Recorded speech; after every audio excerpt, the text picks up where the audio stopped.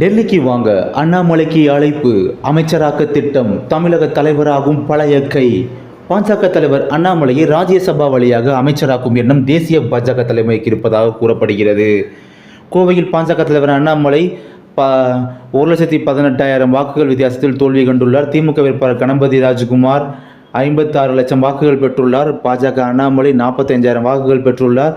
திமுக சிங்கே ராமச்சந்திரன் 23 லட்சம் வாக்குகள் பெற்றுள்ளார். கோவை நாடாளுமன்ற தொகுதி இந்தியாவில் அதிகம் கவனிக்கப்பட்ட ஒரு தொகுதி. இந்திய அளவில் கூகுள் தொடங்கி டிவி வரை பல இடங்களில் இந்த தொகுதி பற்றி தேடப்பட்டது. ஊடகங்களில் இருக்கும் SEO இன்ஜினியர்களுக்கு தெரியும் இந்த தொகுதி எவ்வளவு முக்கியமான இருந்தது என்று.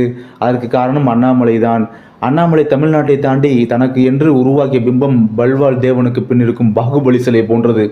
தேசிய அளவில் தமிழ்நாட்டில் பாஜகவை வளர்த்து விட்டேன் என்று அண்ணாமலை விட்ட பில்டப்பு சென்ற இடங்களெல்லாம் சொல்லிக்கொண்டே இருந்தார். ஆனால் அவரின் கோவை தொகுதியிலேயே பாஜக படுதோல்வி அடைந்தது. அதேபோல் அண்ணாமலை தலைமைக்கு கீழ் அந்த கட்சியும் சரியாக பணிகளை செய்யவில்லை. அதாவது எதிர்பார்த்த அளவிற்கு கட்சியின் முன்னேற்றம் இல்லை. இப்படிப்பட்ட நிலையில் தான் அண்ணாமலையின் தலைமை பதவி மாற்றப்படலாம் என்கிறார்கள். லோக்சபா தேர்தலில் பாஜக மிக மோசமாக செயல்பட்ட நிலையில் அந்த கட்சிக்கு எதிராக கடுமையான சில பிரஷர் வைக்கப்பட்டு வருகிறதாம். முக்கியமாக பாஜக தேசிய தலைவர் நட்டா, அமித்ஷா ஆகியோருக்கும் கடுமையாக பிரஷர் கொடுக்கப்படுகிறதாம். அதன்படி பஞ்சாபில் பாஜக ஹீரோ எடுத்துள்ளது. மேற்கு வங்கத்தில் சரியாக செயல்படவில்லை. தமிழ்நாட்டில் 0 எடுத்துள்ளது. இதனால் இந்த 3 மாநிலங்களில் பாஜக தோல்வி காரணமாக மாநில தலைவர்களை மாற்றும் எண்ணம் டெல்லி பாஜகவிற்கு உள்ளதாம். அண்ணாமலை உட்பட பலருக்கு ராஜினாமா நெருக்கடி கொடுக்கப்படலாம் என்கிறார்கள். இதை மடைமாற்றவே அண்ணாமலை 2026 முதல்வர் என்று பேச தொடங்கிவிட்டார் என்கிறார்கள். இந்த நிலையில் தான் அண்ணாமலை உட்பட பலரின் பதவி காலியாகலாம் என்கிறார்கள்.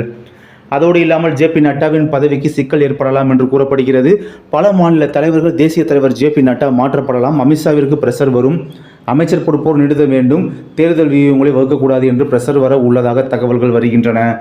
இதையெல்லாம் சுமூகமாக தீர்க்க பாஜக தலைவர் அண்ணாமலையை ராஜ்யசபா வழியாக அமைச்சராக்கும் எண்ணம் தேசிய தலைமைக்கு இருப்பதாக கூறப்படுகிறது.